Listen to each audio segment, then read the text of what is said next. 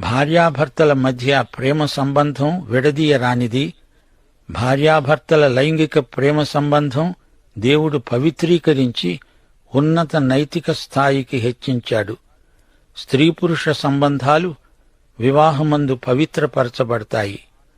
వివాహ వ్యవస్థను ఆరంభించినవాడు దేవుడే. మానవుల మేలు కొరకై దేవుడు వివాహ క్రమాన్ని ఏర్పరిచాడు. వివాహము అన్నిటిలో ఘనమైనది గదా. వివాహపు పాన్పు పవిత్రమైనది, నిష్కల్మషమైనది.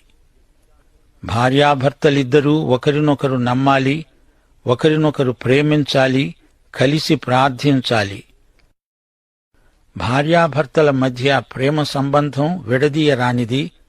భార్యాభర్తల లైంగిక ప్రేమ సంబంధం దేవుడు పవిత్రీకరించి ఉన్నత నైతిక స్థాయికి హెచ్చించాడు. స్త్రీ పురుష